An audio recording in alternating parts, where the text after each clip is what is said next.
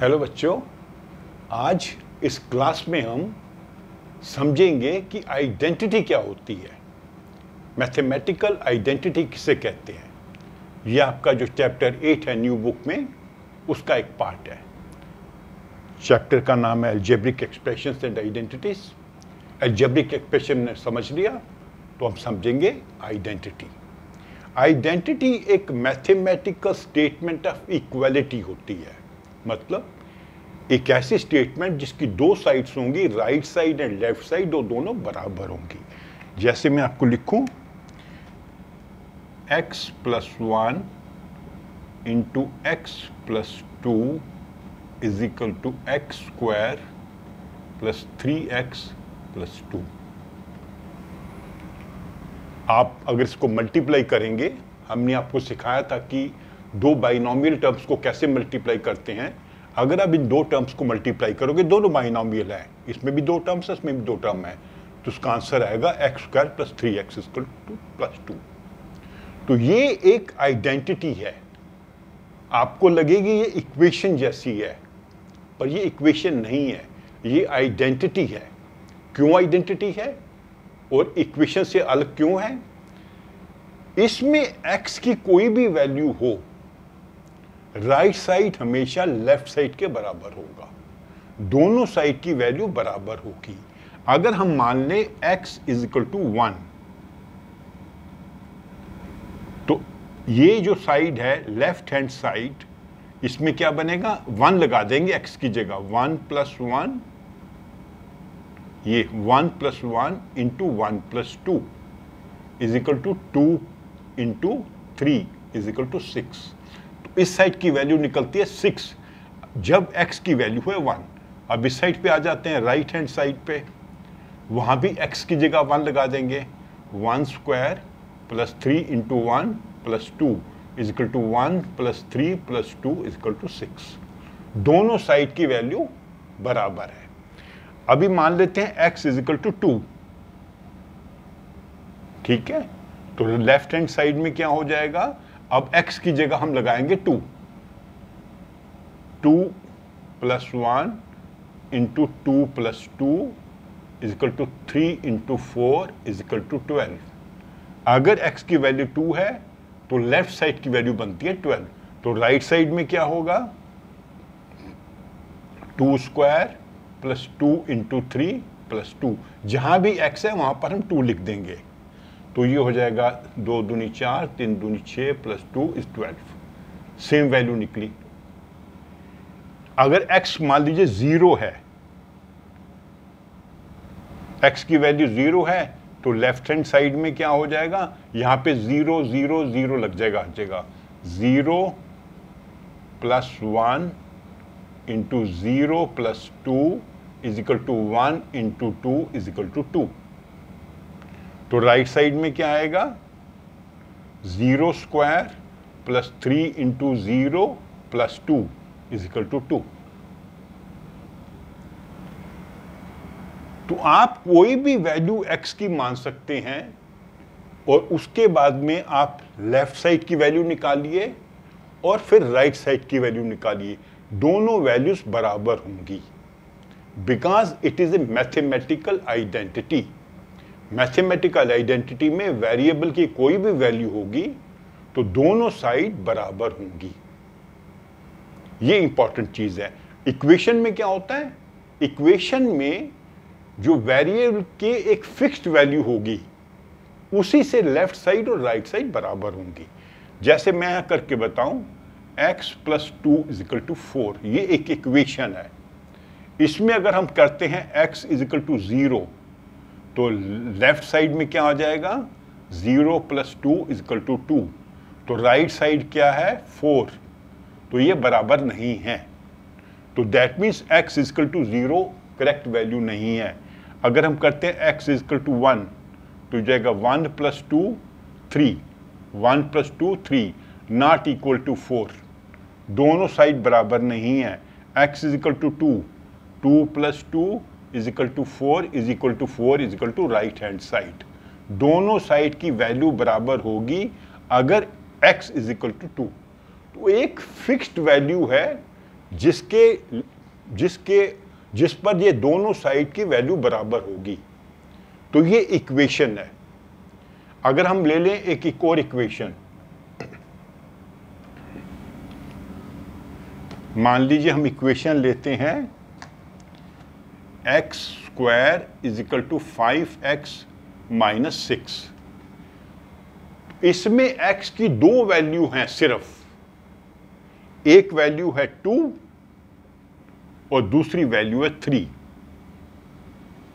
ये दो वैल्यू से राइट साइड लेफ्ट साइड की वैल्यू बराबर होगी, इसके अतिरिक्त किसी वैल्यू से बराबर नहीं होगी। अगर हम मानते हैं x इज इक्वल टू 2 तो इधर क्या हो जाएगा 2 स्क्वायर इज 4, और यहां पर क्या होगा 5 into 2 minus 6 is equal to 10 minus 6 is equal to 4। तो दोनों साइड की वैल्यू बराबर हुई। अगर x 3 मानते हैं, 3 स्क्वायर इज 9, ये हो गया लेफ्ट हैंड साइड, ये लेफ्ट हैंड साइड है। तो राइट हैंड साइड में क्या होगा 5 इंटू 3, x की जगह 3 लगाएंगे, माइनस 6, 15 माइनस 6 इज 9, जो इसकी वैल्यू है। इसके अतिरिक्त कोई भी आप x की वैल्यू लगाओगे तो राइट साइड और लेफ्ट साइड की वैल्यू बराबर नहीं होगी। तो दोनों में अंतर ये है, आइडेंटिटी में कोई भी वैल्यू लगाए हम वेरिएबल की, लेफ्ट साइड और राइट साइड की वैल्यू बराबर होगी। लेकिन इक्वेशन में सिर्फ कुछ स्पेसिफिक वैल्यूज होती हैं वेरिएबल की, जिससे राइट साइड और लेफ्ट साइड बराबर होते हैं।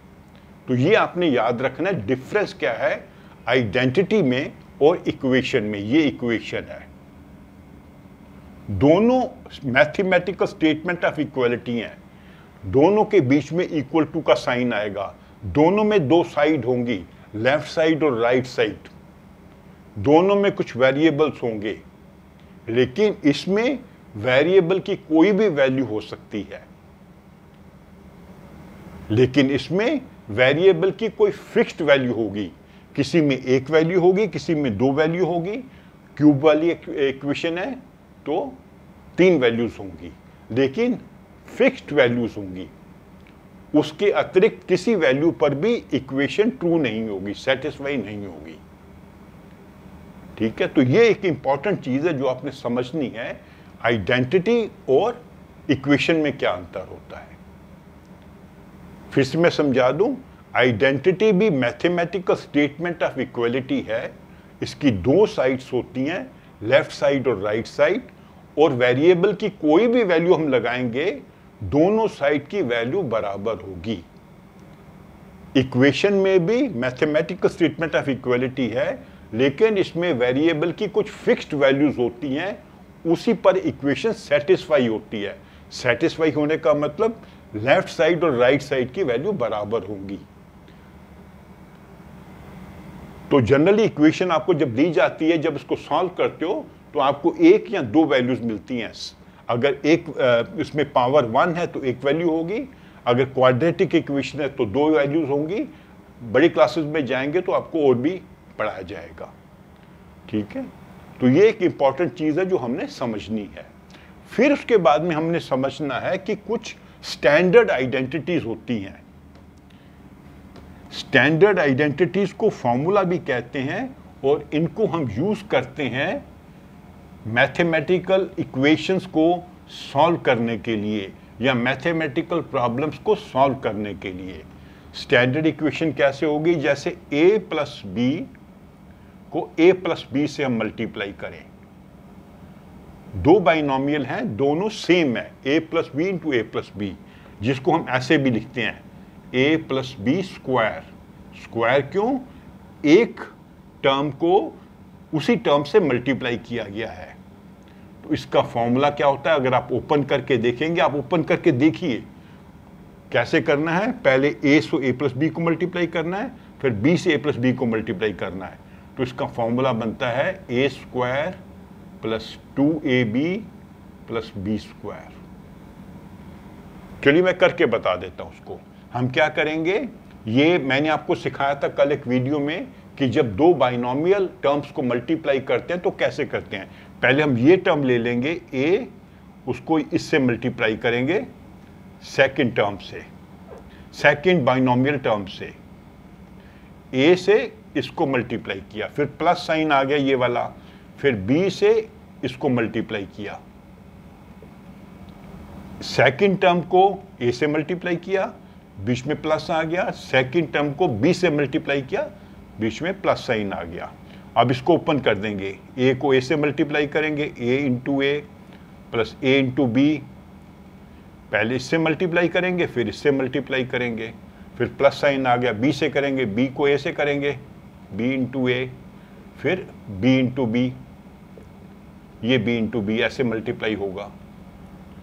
तो ये क्या हो जाएगा, ए इंटू ए होता है ए स्क्वायर, ए बी और ए बी ये सेम टर्म्स है, लाइक टर्म्स है, मैंने आपको समझाया था, A B is equal to B A, ये सेम टर्म्स हैं। तो लाइक टर्म्स को ऐड कर देंगे, 2ab बन जाएगा, ये एक टर्म है, ये दूसरी टर्म है, दो टर्म हो गई, प्लस बी स्क्वायर। तो ये आपका जो, ये आपको फॉर्मूले याद भी रखने पड़ेंगे, ये कई जगह आपको यूज करने पड़ते हैं। तो एक स्टैंडर्ड आइडेंटिटी है a plus B into A plus B, जिसको हम कहते हैं a plus b whole square is a square plus 2ab plus B square. ऐसे ही एक स्टैंडर्ड आइडेंटिटी होती है जिसमें a माइनस बी होगा, यहां a प्लस बी था, a माइनस बी को a माइनस बी से मल्टीप्लाई करेंगे, सेम टर्म को मल्टीप्लाई कर रहे हैं, तो ये हो जाएगा a minus B whole square. इसका आंसर क्या होगा, इसको आप खुद ट्राई करिएगा, A square minus 2ab plus B square. दोनों में देखिए अंतर क्या है, सिर्फ ये बीच वाली टर्म जो है वो माइनस है, ए स्क्वायर बी स्क्वायर दोनों प्लस हैं, यहां पे 2ab प्लस है, यहां पे 2ab माइनस है, तो प्लस में प्लस आएगा, माइनस में माइनस आएगा, जो बीच वाली टर्म है।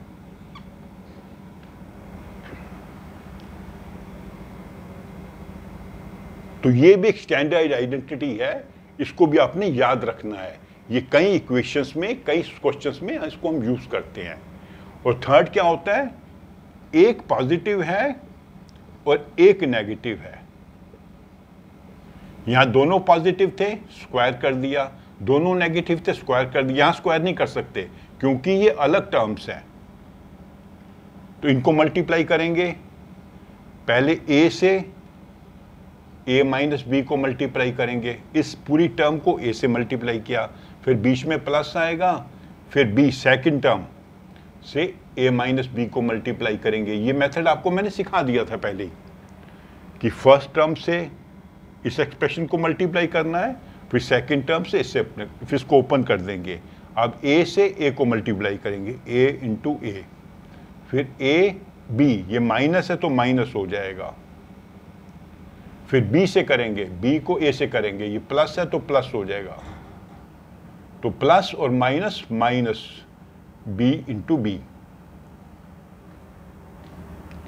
पहले हमने इसको ओपन किया, a से मल्टीप्लाई किया दोनों टर्म्स को, इसको ओपन किया, b से दोनों टर्म्स को मल्टीप्लाई किया। अब इसको सॉल्व कर लेंगे, a into a square minus a b plus a b minus b square. अभी देखिए ये दो लाइक टर्म्स हैं क्योंकि इनके वेरिएबल सेम है और पावर्स भी सेम है, एक प्लस है एक माइनस है, तो जीरो हो जाएगा, जैसे -2 + 2 जीरो होता है, -4 + 4 जीरो होता है।